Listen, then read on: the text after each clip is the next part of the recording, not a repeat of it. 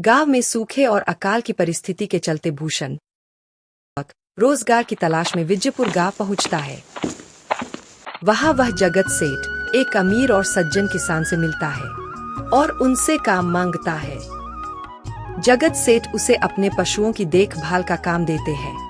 50 गायों और 50 भैंसों की सेवा, गोबर साफ करना, चारा डालना और पानी पिलाना। मात्र 200 रुपए वेतन और 2 वक्त के खाने के साथ।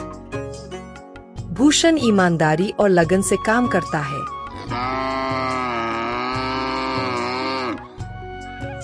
कुछ वर्षों में भूषण इतनी पूंजी इकट्ठा कर लेता है कि वह एक छोटी सी झोपड़ी बना लेता है, जिससे अब उसे गौशाला में नहीं सोना पड़ता।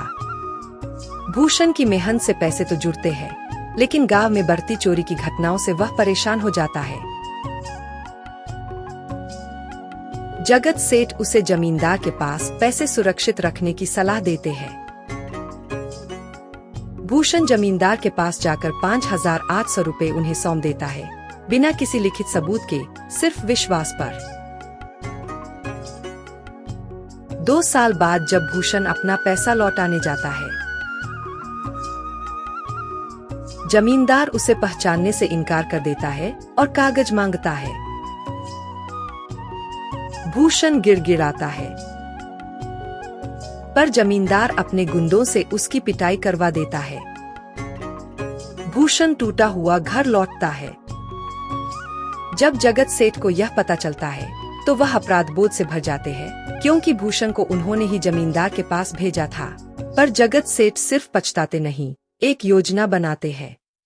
अगले दिन जगत सेठ खुद जमींदार के पास एक सूटकेस में बड़ी रकम लेकर पहुंचते हैं और कहते हैं कि वे व्यापार के लिए बाहर जा रहे हैं और चाहते हैं कि जमींदार उनके पैसे संभाले। जमींदार की आंखें चमक उठती है। तभी वहां भूषण आता है। जमींदार तुरंत अपनी गलती समझ जाता है और भूषण को उसके 5,800 रुपए लौटाकर माफी मांगता है। जगत सेठ फिर अपनी बड़ी रकम देने ही वाले होते हैं कि तभी उनका नौकर आता है और कहता है कि व्यापारियों का कारवां गांव की ओर आ रहा है, अब बाहर जाने की जरूरत नहीं। जगत सेठ हंसते हुए जमींदार से कहते हैं, अब पैसे रखने की जरूरत नहीं रही, धन्यवाद, अगली बार जरूर आपके पास आऊंगा।